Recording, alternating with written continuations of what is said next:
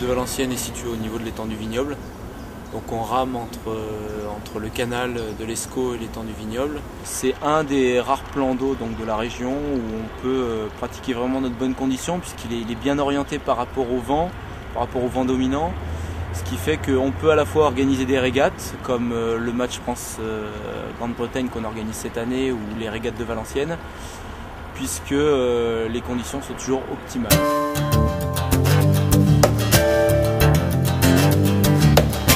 Une structure qui est quand même assez intéressante puisqu'on peut proposer quand même beaucoup de bateaux. On est un club qui a des bateaux à la fois de compétition, à la fois d'initiation. Le club a des ouvertures assez fréquentes. On a des créneaux qui nous permettent de nous entraîner assez souvent.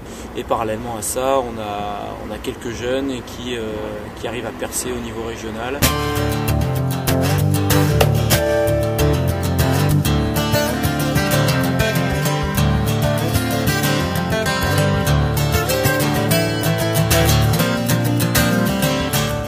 L'aviron en fait, contrairement à ce qu'on pense, c'est pas une discipline de force, c'est plus une discipline de glisse.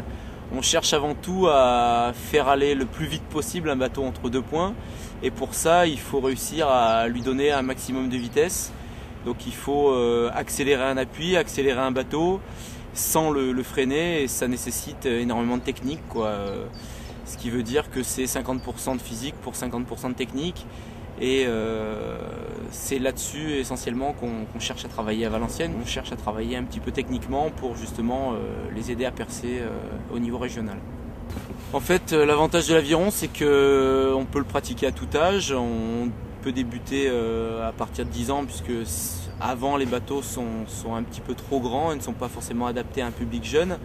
Mais dès une dizaine d'années jusqu'à 90 ans, on voit des pratiquants de l'aviron. Énormément de médecins le préconisent puisque c'est un sport complet, tous les muscles travaillent, aussi bien les jambes que les bras que le dos. Donc c'est un facteur de rééducation pour le dos. Je pense que le plaisir avant tout, c'est de déjà faire corps avec l'élément, avec l'eau, avec la nature, avec ce qui nous entoure. C'est ressentir son bateau, ressentir la glisse, la vitesse, puisque c'est vraiment un sport de glisse et de vitesse. Et c'est le matin, monter sur l'eau, dans la brume, être seul tranquille au milieu des éléments, quoi.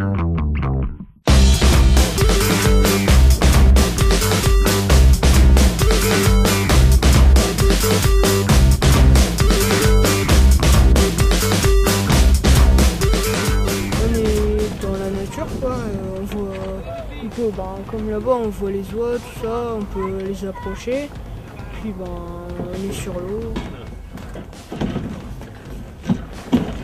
Faut se mettre en arrière et tu tires sur les rames, puis il faut que les carrés ils soient vers toi, les carrés en haut, les carrés en haut.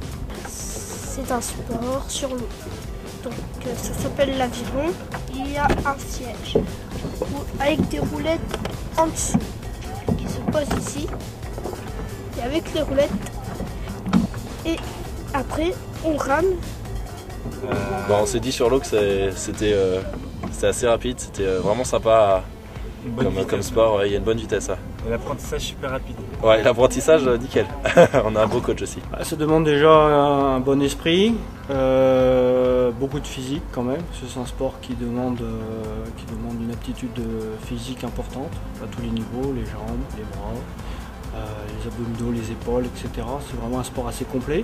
Mais on peut le pratiquer quand même en loisir sans avoir d'aptitude particulière. C'est un sport vraiment pour tout le monde et tout le monde trouvera un peu ce qu'il recherche. S'il veut un sport détente ou un sport un peu plus compétition, il y a vraiment pour tous les goûts, tous les niveaux. Ouais, donc c'est la première fois que je fais de l'aviron.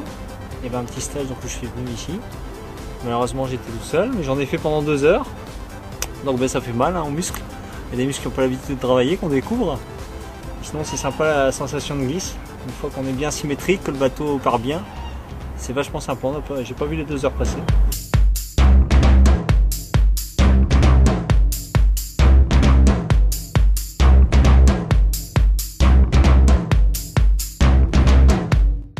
fait, une régate en aviron, c'est une course, tout simplement, c'est une course en ligne avec 6 couloirs.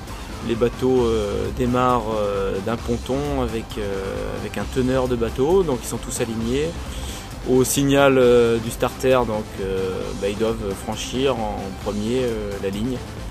Donc la régate de Valenciennes, c'est une course sur 1500 mètres ou 1000 mètres, ça dépend des catégories.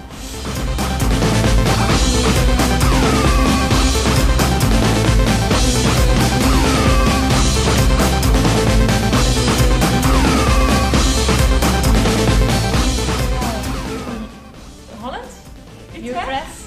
Yeah. And we're here because rowing. Yeah, rowing. Yeah.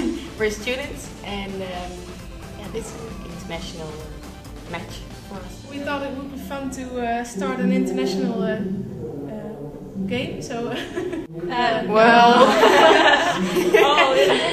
The rowing is really great here. The food Yeah. and the people. La régate de Valenciennes se caractérise par une grosse participation donc d'universitaires, que ce soit des universitaires français ou étrangers, européens.